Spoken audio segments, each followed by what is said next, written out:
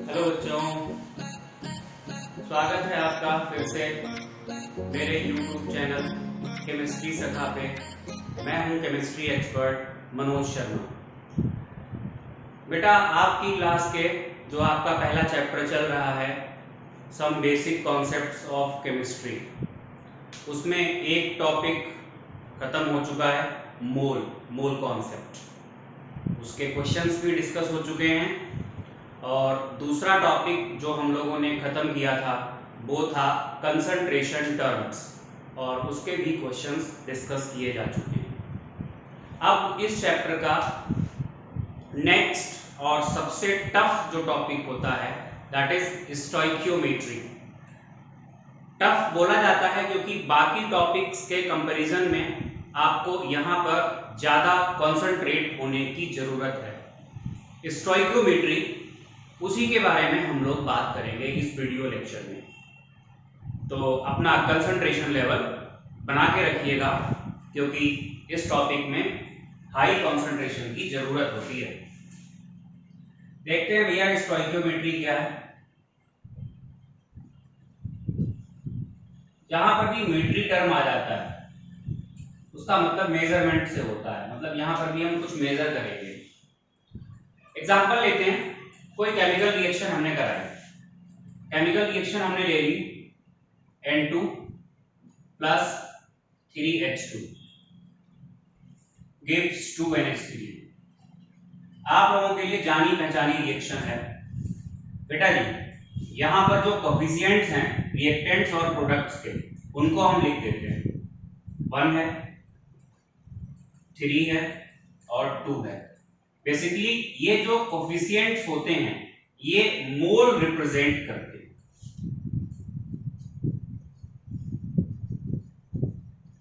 थोड़ी देर के लिए अमोनिया को आप छोड़ो, प्रोडक्ट आप छोड़ो, हम जरा ये बात कर लेते हैं कि जब रिएक्टेंट्स आपस में रिएक्शन करेंगे तो उनकी अमाउंट्स में क्या रिलेशन होगा।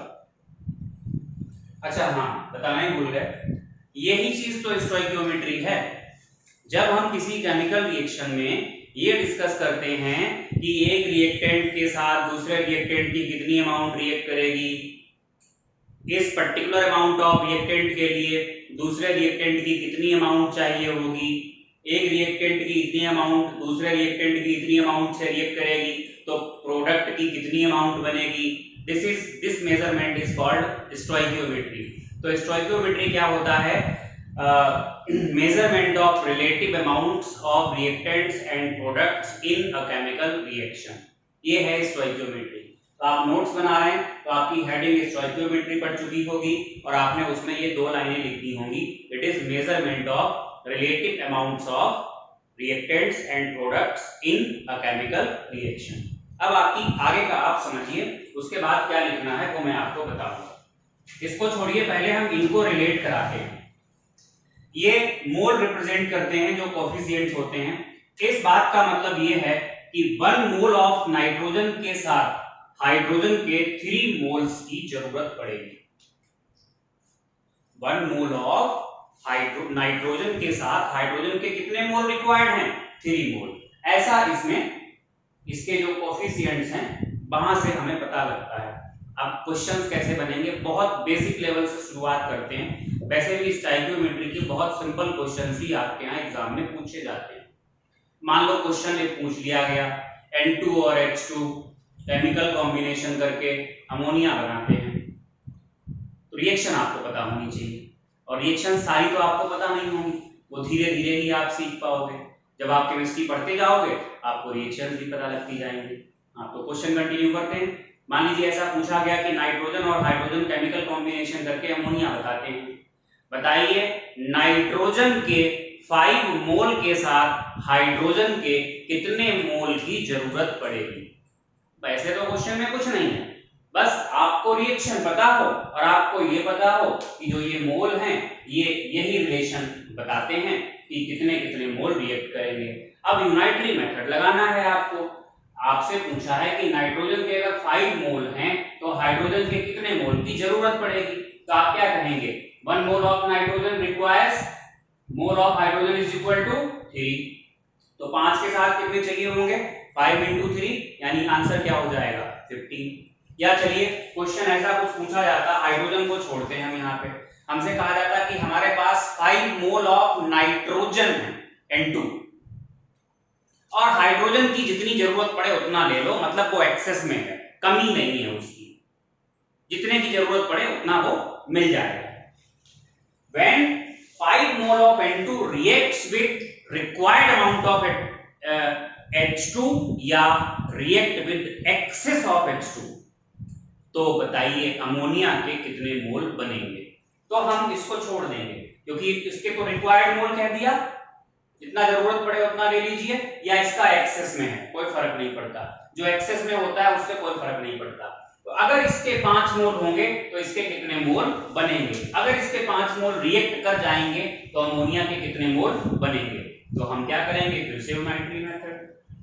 When 1 mole of N2 reacts with required mole of H2, form mole of ammonia is equal to क्या आएगा 2। 1 से कितने बने 2, 5 से कितने बनेंगे 5 into 2 यानी कितने हो जाएंगे 5 into 2 से 10 मोल ऑफ अमोनिया निकल के आ जाएंगे। This is stoichiometry.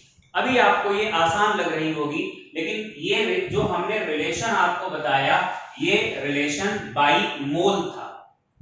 अब मान लो यहां पे एक नया टर्म आता है, इस टर्म का नाम होता है लिमिटिंग रिएजेंट।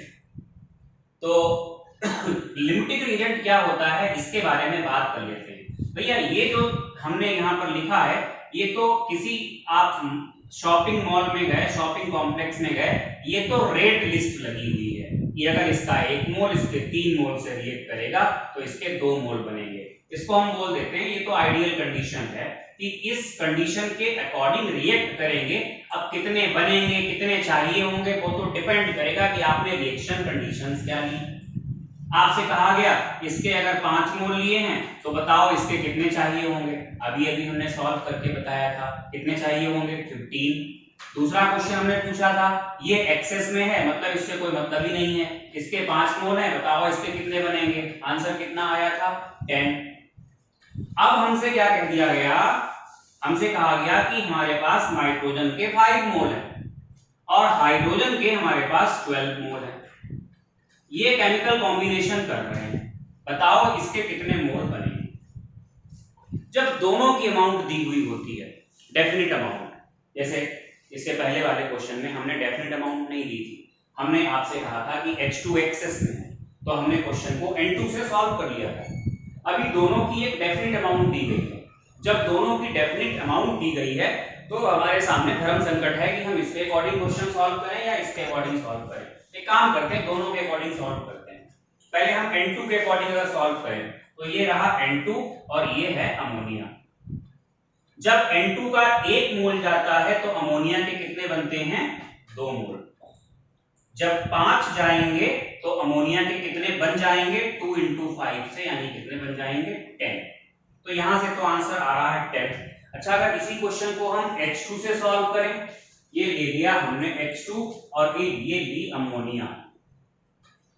जब H2 के 3 मोल डिसअपीयर होते हैं तो अमोनिया के 2 मोल अपीयर होते हैं। 1 से कितना होगा 2/3 और निकालने किससे हैं 12 से, तो कितने होंगे 2/3 into 12 से जब करोगे तो कितने मोल आ रहे हैं 8 मोल। देखो भैया दोनों जगह आंसर कैसे आए, अलग अलग है। सीधी सी बात है, एक आंसर तो गलत है ही है। जब दोनों की डेफिनेट अमाउंट्स दी हुई हो तो ऐसे केस में हम क्या करते हैं, हम लिमिटिंग रिएजेंट का कॉन्सेप्ट लगाते हैं। ये लिमिटिंग रिएजेंट होता क्या है, लिमिटिंग रिएजेंट यहीं पे आप डालेंगे हेडिंग लिमिटिंग रिएजेंट और उसके आगे आप पहले लिखेंगे the reactant which is consumed completely is called limiting reagent. वो रिएक्टेंट जो पूरी तरीके से कंज्यूम हो जाता है that is called limiting reagent. यहां से आपको समझ नहीं आएगा, मैं एग्जांपल लेता हूं। एग्जांपल ये है, जैसे मान लीजिए ये फ्रेम है और यहां पर है ये ग्लासेस। जब एक फ्रेम और 2 ग्लास इसमें जब फिट कर दिए जाते हैं तो यहां बन के तैयार होता है एक चश्मा, एक बनता है क्या, एक फ्रेम 2 ग्लासेस क्या बना, एक चश्मा। ये तो आइडियल कंडीशन है। अब हमसे कहा गया कि जो दिए गए हैं, जो दिए गए हैं 20 फ्रेम दिए और 30 ग्लासेस दिए, बताओ कितने चश्मे बनेंगे। सोचो, अगर हम फ्रेम के हिसाब से सॉल्व करें, एक फ्रेम से चश्मा कितना बनते हैं, एक, तो 20 फ्रेम से कितने बनेंगे, 20। तो फ्रेम के हिसाब से चश्मे कितने बनने चाहिए, 20। लेकिन हम ग्लास के अकॉर्डिंग सॉल्व करें, 2 ग्लासेस से कितने चश्मे तैयार होते हैं, एक, तो 30 से कितने तैयार होंगे, 15। लो, चश्मों का नंबर अलग आ गया। इससे 20 बन रहे थे और इससे 15 ही बन रहे हैं। सही कौन सा है, 15। क्यों भैया, एक फ्रेम और 2 ग्लास मिल गए, चश्मा तैयार हो गया। यहां पर कितने बचे फ्रेम, 19, ग्लास कितने बचे, 28, 28। ऐसे करते करते जब यहां से 10th frame, sorry 15th frame जाएगा, 15वां फ्रेम, तो यहां पर माइनस जब 15 हो जाएगा तो यहां पर माइनस कितना हो जाएगा, 30। यानी ये कितने बचेंगे, 0, और ये कितने बचेंगे, 5। जब ये 30 चले जाएंगे, उस केस में चश्मे कितने बन चुके होंगे, 15। अब चश्मा बनाने के लिए 5 फ्रेम बचे हुए हैं, लेकिन ग्लासेस नहीं है। तो पूरी तरीके से क्या खत्म हो गया, ग्लासेस। तो ग्लासेस क्या हैं, ग्लासेस हैं लिमिटिंग रिएजेंट। लिमिटिंग रिएजेंट के अकॉर्डिंग जो प्रोडक्ट बनता है वही सही माना जाता है। जैसे अगर हम इसी थ्योरी को यहां पर अप्लाई करें, अप्लाई ये कर रहे हैं, हाँ ये कंडीशन दी गई है, ऐसे अप्लाई कर लिया करें, पहले अप्लाई कर लें। एक फ्रेम के साथ कितने ग्लास चाहिए, 2, तो 20 फ्रेम के साथ कितने ग्लास चाहिए होंगे, 40, है कितने, 30। ये कम पड़ रहा है, जो कम पड़ रहा है वही क्या है, LR, मतलब लिमिटिंग रिएजेंट। और जो प्रोडक्ट बनता है वो हमेशा किसके अकॉर्डिंग बनता है, लिमिटिंग रिएजेंट के अकॉर्डिंग बनता है। तो जब दोनों की अमाउंट दी हुई होती है तो उस केस में पहले हम फाइंड करते हैं लिमिटिंग रिएजेंट। तो लिमिटिंग रिएजेंट कौन है यहाँ पे, अब आप ऐसे सॉल्व करोगे, 1 mole of N2 requires H2, 3, 5 से कितने चाहिए होंगे, 15, हैं कितने, 12। इसका मतलब ये क्या हो गया, ये कम पड़ गया। जो कम पड़ जाए वो लिमिटिंग रिएजेंट, या जो ज्यादा पड़ जाए वो लिमिटिंग नहीं होगा, दूसरा वाला लिमिटिंग होगा। ऐसे अगर आप इस तरीके से करते, 3 के साथ कितना चाहिए, 1, 3 के साथ, 3 H2 के साथ N2 का 1 के साथ 1/3, 12 के साथ इंटू 12 करोगे तो कितने आ जाएंगे, 4 आ जाएंगे। 4 चाहिए N2 के और दिए कितने, 5, तो ये ज्यादा है, ये ज्यादा है तो ये कम हो जाएगा, ये लिमिटिंग हो जाएगा। तो कुल मिलाके अगर दोनों की एक ऐसी अमाउंट दी गई है जो डेफिनेट है, काउंटेबल है, तो ऐसे केस में हम लिमिटिंग रिएजेंट डिसाइड करते हैं और जो प्रोडक्ट का फॉर्मेशन करते हैं वो हमेशा किससे करते हैं, लिमिटिंग रिएजेंट से करते हैं। तो अगर आप स्टोइकियोमेट्री के नोट्स बना रहे हैं, नोट्स यानी थ्योरेटिकल पार्ट में कुछ होता ही नहीं है ज्यादा, बस थ्योरेटिकल पार्ट में आपको स्टोइकियोमेट्री में लिखना पड़ेगा। स्टोइकियोमेट्री क्या है, जो कि मैंने आपको बोला था, और उसके बाद वो एग्जांपल आप ये एक एग्जांपल लिख देंगे,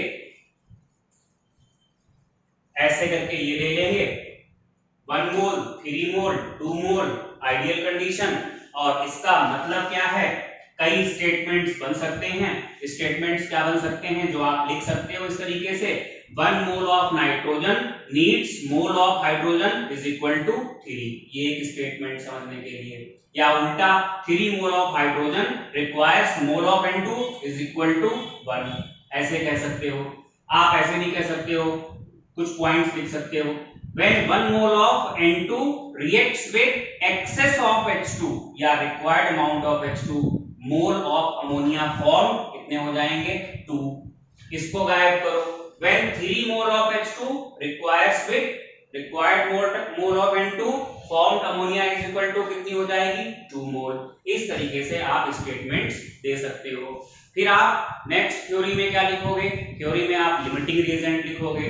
लिमिटिंग रिएजेंट में आप इतना लिखोगे, the reactant which is consumed completely is called limiting reagent and the formation of product always takes place according to limiting reagent, ये लिखोगे। फिर आप एक एग्जांपल ले लोगे। एग्जांपल में यहाँ पे आप ऐसे करके, अभी हमने क्या लिया था एग्जांपल में, शायद इसके 5 मोल लिए थे, आप चाहो तो चश्मे वाला एग्जांपल भी ले सकते हैं। ये पूरी तरीके से खत्म हो रहा है, इसका मतलब ये चीज क्या है, ये है लिमिटिंग रिएजेंट, ये दिखा सकते हो। और ये ऐसे भी दिखा सकते हो जब 5 मोल और इसके हमने कितने लिए थे 12 मोल, उसके बाद इसके मोल आपको फाइंड करने थे। तो यहां पर आप सॉल्व करेंगे टू फाइंड LR। वैसे तो आपको ऑलरेडी पता लग ही चुका है कि LR है कौन सा, लेकिन आप डायरेक्टली ऐसे कर सकते हो। 1 आपने ये लिखा, N2 और इधर की तरफ क्या है H2, एक के साथ कितने चाहिए 3, 5 के साथ कितने चाहिए होंगे 3 into 5 यानी कितने 15 चाहिए, और हैं कितने गिवन ऑफ H2, तो ये आप लिखोगे ये 12 है, इसका मतलब ये क्या है, ये है लिमिटिंग रिएजेंट। ठीक है, कई बार क्वेश्चन में लिमिटिंग रिएजेंट ही फाइंड करने को आ जाता है।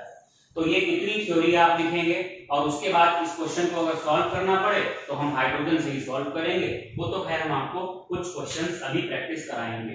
तो मोल से अभी हम आपको 1-2 क्वेश्चंस प्रैक्टिस कराने जा रहे हैं, थोड़ा स्लो स्पीड के साथ चल रहे हैं, क्योंकि इस टॉपिक में बहुत कुछ आपको नया सीखने को मिलेगा और बहुत ज्यादा प्रैक्टिस करनी पड़ेगी, तब जाकर के आपका ये टॉपिक क्लियर हो पाएगा। कुछ स्कूल्स में टफ क्वेश्चंस भी रख देते हैं और कुछ स्कूल्स में टफ क्वेश्चंस नहीं, बहुत सिंपल से क्वेश्चंस रखते हैं। जो भी है, हम आपको एक अच्छे लेवल तक स्टोइकियोमेट्री पढ़ाएंगे। किसी भी स्कूल से हो आप, आपका काम चल जाएगा अगर आपने हमारे अकॉर्डिंग प्रैक्टिस की है तो क्वेश्चन लिखिएगा।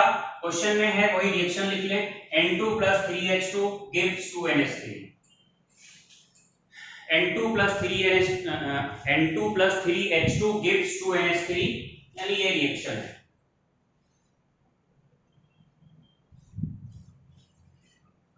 अब क्वेश्चन की आइडियल कंडीशन वगैरह वो सब आपको फाइंड करना होता है, क्वेश्चन में कुछ नहीं दिया हुआ होता है।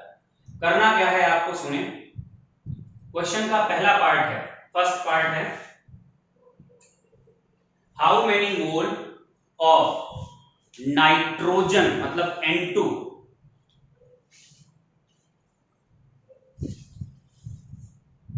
Are required to react completely with 10 mole of H2, with 10 mole of H2। ये क्वेश्चन का पहला पार्ट हो गया। क्वेश्चन का दूसरा पार्ट है,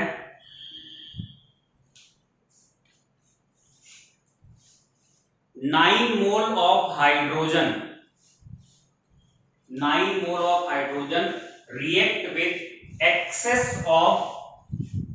react with excess of nitrogen, तो ये एक्सेस में है। फुल स्टॉप के बाद calculate the mole of ammonia formed by the reaction, calculate the mole of ammonia formed by the reaction। तीसरा है, तीसरे में लिखिएगा 3 mole of N2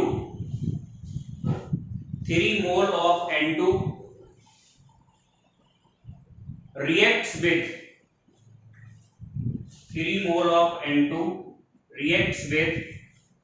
10 mole of H2, react with 10 mole of H2। इसमें लिखें full stop के बाद which is limiting reagent,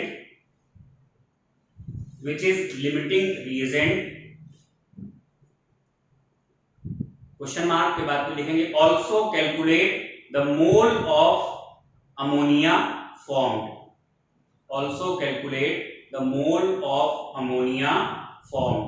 आप वीडियो को पॉज करिए, क्वेश्चन सॉल्व करिए, उसके बाद रिज्यूम करके मेरे साथ जुड़िए, मैं वीडियो को कंटिन्यू कर रहा हूं। तो क्वेश्चन का जो पहला पार्ट है उसमें कहा गया नाइट्रोजन के कितने मोल चाहिए होंगे अगर हाइड्रोजन के कितने हैं 10। तो देखो मोल की बात की गई है, तो आइडियल कंडीशन है अगर इसका 1 मोल होता है तो हमें हाइड्रोजन के 3 मोल की जरूरत पड़ती है और अमोनिया के 2 मोल बनते हैं। देखिएगा हम क्या कहेंगे, यहां से सॉल्व करेंगे। 3 mole of H2 need mole of N2 होता है 1 से कितना चाहिए होगा 1/3 और किससे निकालना है 10 से कितना चाहिए होगा, तो आ जाएगा 1/3 इंटू 10 यानी आंसर होगा 10/3। वैसे सॉल्व करने की जरूरत है नहीं आगे, फिर भी आप करना चाहें तो 3.333 ऐसे करके जो भी होगा वो तुम्हारा आंसर आ जाएगा। ये क्वेश्चन का पहला पार्ट हो गया। दूसरा पार्ट है हाइड्रोजन के 9 मोल हैं, इसके N2 एक्सेस में है, अमोनिया के कितने मोल बनेंगे, तो आप क्या कहेंगे 3 मोल H2 when react with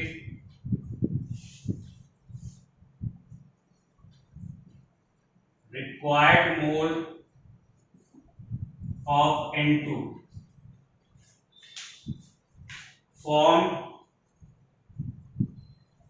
ammonia कितनी होती है 2 मोल, 1 से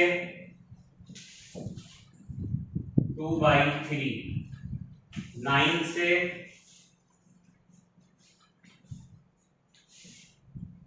2/3 इंटू 9 यानी कितने हो जाएंगे 6 मोल ऑफ अमोनिया बनेंगे। ये क्वेश्चन का सेकेंड पार्ट हो गया। हम बात करेंगे क्वेश्चन के थर्ड पार्ट की। क्वेश्चन के थर्ड पार्ट में N2 के 3 दिए गए और H2 के 10 दिए गए। जब दोनों के ही अमाउंट जो दी गई है वो फाइनाइट है, काउंटेबल है, एक्सेस नहीं है, तो ऐसे केस में हमें निकालना पड़ता है लिमिटिंग रिएजेंट। तो टू फाइंड लिमिटिंग रिएजेंट कैसे सॉल्व करेंगे, कहीं से भी कर सकते हैं, H2 से N2 को लेके या N2 से H2 को लेके। आप एक रूल बना लीजिए, पहले वाले से दूसरे वाले को फाइंड करेंगे। तो N2 और ये क्या है H2। तो यहां देखिए N2 का जब 1 होता है तो H2 के कितने चाहिए होते हैं 3 मोल, और ये 3 दिए हैं, 3 के साथ कितने चाहिए होंगे 3 इंटू 3 यानी कितने चाहिए होंगे 9 मोल। 9 मोल और H2 के दिए कितने हैं 10। फिर आप लिखेंगे गिवन मोल ऑफ H2, तो ये होंगे 10, मतलब ये 9 चाहिए थे 10 हैं, तो ये कैसे हैं ये एक्सेस में है, hence limiting reagent is N2। मतलब क्वेश्चन कहां से सॉल्व होगा N2 से। एक आंसर तो यही हो गया आपका। क्वेश्चन हम सॉल्व करेंगे N2 से, तो बहुत सिंपल तरीका है, 1 mole N2 gives ammonia is equal to 2 mole, और 3 से कितने मिलेंगे, तो आप कहेंगे 2 इंटू 3 यानी 6 मोल। तो ये पहला सा सिंपल सा क्वेश्चन खत्म हुआ जिसमें आपको स्टोइकियोमेट्री बताई गई बाई मोल। अभी हम आगे बढ़ते हैं बेटा जी। जैसे स्टोइकियोमेट्री बाई मोल होती है, वैसे ही स्टोइकियोमेट्री बाई मास हो सकती है। मतलब मोल मोल का रिलेशन चल रहा था अभी, फिर मास मास का रिलेशन, और एक के मोल दूसरे का मास, ऐसा भी रिलेशन पॉसिबल है। और अगर गैस है तो गैस के वॉल्यूम्स के साथ भी रिलेशन होता है। समझते हैं थोड़ा सा कैसे, ध्यान देना भैया। N2 gas plus 3H2 gas बहुत अच्छा एग्जांपल है, क्योंकि इसमें कोफिशिएंट्स अलग अलग हैं तो कंफ्यूजन्स हट जाते हैं, जो भी कंफ्यूजन्स बनने होते हैं। तो आपको ये तो पढ़ा ही दिया गया, अगर इसका 1 मोल होगा तो इसके 3 मोल होंगे और इसके 2 मोल होंगे। बेटा जी आपका पढ़ा हुआ है मोल निकालने का formula, mole is equal to होता है मास इन ग्राम अपॉन मोलर मास। तो अगर मोल से मास निकालना पड़े तो मास हो जाएगा मोल इनटू मोलर मास। तो देखना भैया इसका 1 मोल है तो 1 मोल को इसके मोलर मास 28 से हमने जब मल्टीप्लाई किया तो ये निकल के आया 28 ग्राम। 3 मोल है, इसका 2 मोलर मास होता है H2 का, तो निकल के आया 6 ग्राम।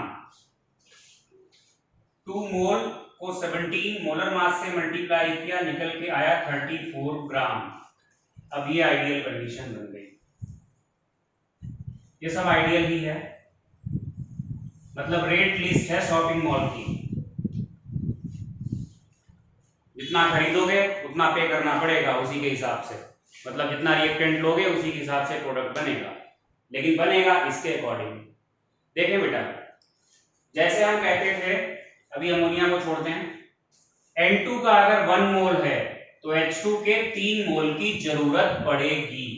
ठीक है, ये तो रिएक्शन से ही पता लग जाता था, लेकिन जो मासेस होते हैं वो रिएक्शन से नहीं पता लग पाते डायरेक्ट, जो मोल हुए वो कोफिशिएंट से पता लग जाते थे, लेकिन मास नहीं पता लग पाते हैं। मास के लिए आपको मोल को मोलर मास से मल्टीप्लाई करना पड़ता है। तो जैसे हम कह सकते हैं 1 mole of N2 needs H2 3 मोल, वैसे ही हम कह सकते हैं 28 ग्राम H2 रिक्वायर्स H2 6 ग्राम। इसको अगर हम हटा दें तो 1 मोल N2 से अमोनिया कितनी बनती है? 2 मोल। तो बताइए 28 ग्राम से कितनी बन जाएगी? 34 ग्राम। इसे रिलेट करा सकते हो, इसको करा सकते हो, इसको करा सकते हो, किसी को भी आप रिलेट करा सकते हो। ये मास बाय मास रिलेशन था, मास स्टोइकियोमेट्री बाय मास थी।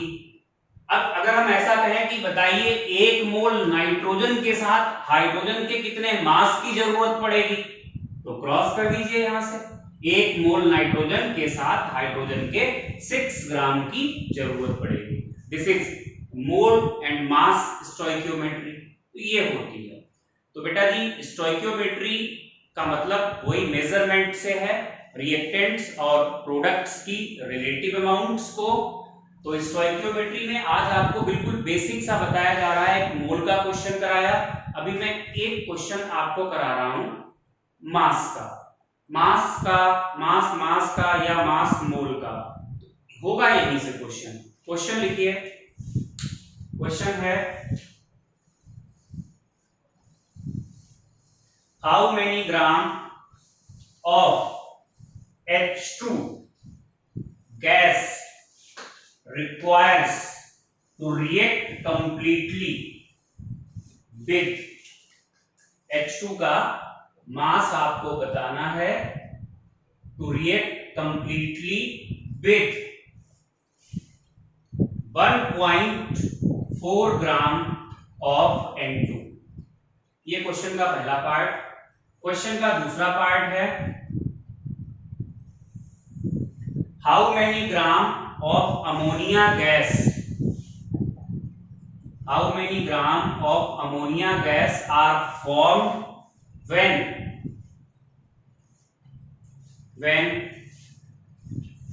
9 gram H2 reacts with excess of N2।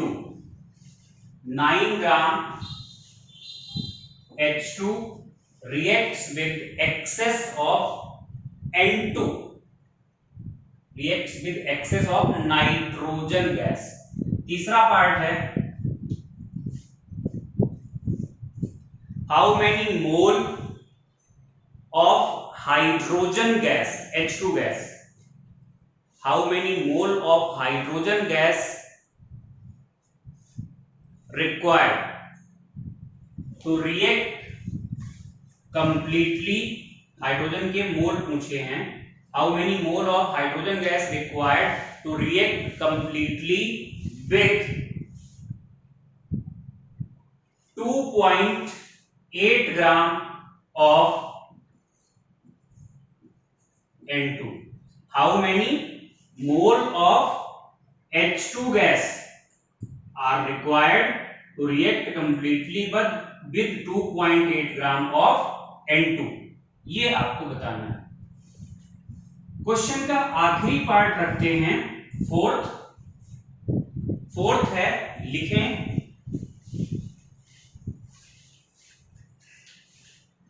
10 gram N2, 10 gram H2 reacts with 10 gram H2 reacts with 2.8 gram of N2, 2.8 gram of N2. Calculate the volume of ammonia gas obtained at NTP. Calculate the volume of ammonia gas obtained at NTP. आप video pause करिए और pause करने के बाद question को solve करिए, फिर मेरे साथ वीडियो को रिज्यूम करके जुड़िए। देखिए हम सॉल्व कर रहे हैं क्वेश्चन को। क्वेश्चन है, हर पार्ट में आपको रिएक्शन लिखनी चाहिए। N2 plus 3H2 gives 2NH3। अब यहाँ NH3 का काम ही नहीं है, तो सीधे सीधे आप यहीं पे इसको ही लिख लो। अगर इसका 1 मोल तो इसके 3 मोल। 1 मोल का मतलब 28 ग्राम, तो इसका कितना आएगा 6 ग्राम। ये तो हो गई आइडियल कंडीशन, इसको आप डिब्बे में बंद कर दो। अब पूछा गया है अगर N2 1.4 ग्राम हो तो हाइड्रोजन का कितना मास चाहिए होगा। अब आप सॉल्व करें, इसको लिख दिया करें, ये आइडियल है। अब आप सॉल्व करें, 28 ग्राम N2 requires H2 कितनी है 6 ग्राम। 1 ग्राम के लिए 6/28 ग्राम, राइट। और 1.4 के लिए जब सॉल्व करेंगे तो 6 × 1.4/28 ग्राम। जो भी यहां से तुम्हारा आंसर आ जाए वो सही होगा। क्वेश्चन का सेकंड पार्ट देखते हैं। क्वेश्चन के सेकंड पार्ट में अमोनिया का मास पूछा है। जब 9 ग्राम हाइड्रोजन है और शायद यहां हमने N2 नहीं लिखी, इसका मतलब N2 एक्सेस में होगी। तो फिर से N2 गैस रिएक्ट कर रही है H2 गैस। जब एग्जाम में सॉल्व करके आएंगे तो हर पार्ट में रिएक्शन आपको लिखनी चाहिए। 2NH3 गैस, ध्यान दें 1 मोल तो इसका 3 मोल, इसका 2 मोल। मास तक जाना पड़ेगा हमें। 1 मोल का मतलब 28 ग्राम, 3 मोल 3 × 6 हो जाएगा 6 ग्राम, और ये होगा 34 ग्राम। ये तो हो गई आइडियल कंडीशन। अब आप क्वेश्चन को सॉल्व करेंगे। सॉल्व करेंगे तो क्वेश्चन में क्या कहा गया है? क्वेश्चन में कहा गया है कि N2 एक्सेस में है। जो चीज एक्सेस में होती है तो ऑटोमेटिकली दूसरी क्या हो जाती है, लिमिटिंग रीजेंट। तो क्वेश्चन आप कहां से सॉल्व करेंगे? हाइड्रोजन से। आप क्या कहेंगे? 6 ग्राम H2 गिव्स अमोनिया। अमोनिया का भी मास ही पूछा है 34 ग्राम। तो 1 से कितना मिलेगा? 34/6 ग्राम। और निकालना किससे है? 9 से। तो 9 से निकाल लीजिए भाई, कोई दिक्कत नहीं है। 9/6 ग्राम जो भी आ जाएगा वो आपका आंसर होगा। आगे बढ़ते हैं क्वेश्चन के थर्ड पार्ट की तरफ। क्वेश्चन का थर्ड पार्ट कहता है H2 के कितने मोल चाहिए होंगे अगर नाइट्रोजन का 2.8 ग्राम है। तो H2 के मास तक जाने की जरूरत ही नहीं है, लेकिन अगर आपने लिख भी दिया है तो कोई दिक्कत नहीं। इसके मोल H2 के मोल निकालने हैं और इसके मास से। तो इसके मास को इसके मोल से रिलेट कराओ।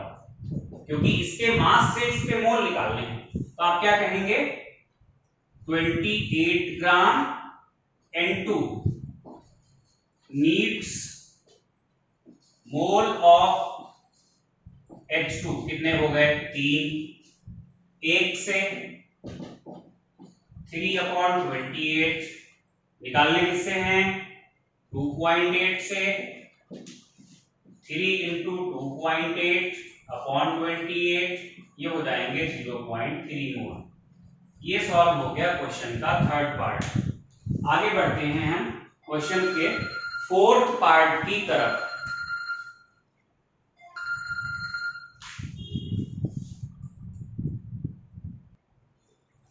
तो बेटा आखिरी पार्ट है उसको भी सॉल्व कर लेते हैं। N2 plus 3H2 2 ammonia. देखते हैं क्वेश्चन में कहां पे जाना है। H2 10 ग्राम है और N2 2.8 ग्राम है, तो लिमिटिंग तो निकालना ही पड़ेगा, लिमिटिंग निकालना पड़ेगा। लेकिन आपसे इसका वॉल्यूम पूछा है तो आपको इसके मास तक जाने की जरूरत नहीं है। जब भी गैस का वॉल्यूम पूछा जाए तो आप मोल तक ही जाइए, क्योंकि जो वॉल्यूम निकलता है वो मोल से निकलता है, मास से नहीं निकलता है। तो ध्यान दें, अगर 1 मोल तो इसके 3 मोल और इसके 2 मोल। मास तक पहुंचते हैं 28 ग्राम 6 ग्राम, ये आइडिया हो गई। उसके मास तक नहीं जा रहे हैं क्योंकि उसका मास नहीं निकालना है, उसका वॉल्यूम निकालना है और वॉल्यूम मोल से निकलता है। ध्यान दीजिएगा, पहले हम पता लगाते हैं लिमिटिंग कौन है। तो ये जो गिवन है लिमिटिंग पता लगा देते हैं। To find limiting reagent 10 gram H2 और 2.8 ग्राम N2। हमने आपसे कहा था कि पहले वाले से शुरू कर लेते हैं। 28 ग्राम N2 नीड्स H2 कितनी 6 ग्राम। 1 के साथ 6/28 और 2.8 के साथ 6 into 2.8/28 यानी आएगा 0.6 ग्राम। इतना चाहिए हाइड्रोजन और दिया बहुत ज्यादा है 10 ग्राम। गिवन H2 10 ग्राम, 10 ग्राम का मतलब ये कैसा है एक्सेस, इसलिए आप क्या कहेंगे हेंस लिमिटिंग रिएजेंट इज क्या बोलेंगे N2। अब क्वेश्चन किससे सॉल्व होगा N2 से। N2 से आप इसके मोल निकाल लें, ये रिलेशन लगाना। देखें 28 ग्राम N2 gives ammonia is equal to 2 मोल। तो 1 से 2/28 मोल और 2.8 से, तो 2.8 ग्राम से कितना 2 into 2.8/28 यानी ये हो जाएगा 0.2 मोल। तो हमें ये बात पता लग गई जो अमोनिया बनेगी वो 0.2 मोल बनेगी। और अगर आपको volume of gas at NTP निकालना हो तो हम क्या करते हैं मोल को, volume of gas at NTP in litre, तो मोल को मल्टीप्लाई कर देते हैं 22.4 से, तो ये हो जाएगा 0.2। इसी को सॉल्व कर रहे हैं 0.2। तो ये एक फार्मूला आपको बता दिया हमने, volume of gas at NTP in litre is equal to mole into 22.4। 0.2 को 22.4 से मल्टीप्लाई करोगे तो तुम्हारा आंसर होगा मोल लीटर में आ जाएगा। तो ये हमने आपको स्टोइकियोमेट्री कराई बाय मास। ये क्वेश्चंस बेसिक भी नहीं कहे जा सकते क्योंकि कॉन्सेप्ट्स तो हर जगह लगाने ही हैं, दिमाग बहुत इधर उधर घुमाना पड़ता है, दिक्कत आती है स्टार्टिंग में, लेकिन एक बार जब सेट हो जाता है माइंड उसके बाद आपको क्वेश्चंस करने में प्रॉब्लम नहीं आती है। तो बस तरीका वही है। इस वीडियो को आप, अगर आपको कंफ्यूजन्स रहते हैं तो आपको वीडियो को कई बार देखना पड़ेगा। कई बार देखोगे, लेक्चर जब कई बार आप देखेंगे तो कॉन्सेप्ट धीरे धीरे करके ये सारे क्लियर हो जाएंगे। जो हमारा नेक्स्ट वीडियो लेक्चर होगा उस पूरे वीडियो लेक्चर में स्टोइकियोमेट्री के क्वेश्चंस ही होंगे, और क्वेश्चंस होंगे इसका मतलब ये हुआ नेक्स्ट वीडियो लेक्चर देखने से पहले आपका ये वीडियो लेक्चर बिल्कुल प्रिपेयर्ड होना चाहिए, और आप भी मेंटली प्रिपेयर्ड होने चाहिए कि बहुत ज़्यादा कॉन्सेंट्रेटेड होके बैठेंगे और क्वेश्चन सॉल्व करेंगे बीच बीच में वीडियो को पॉज करके, मतलब टाइम लेके बैठेंगे।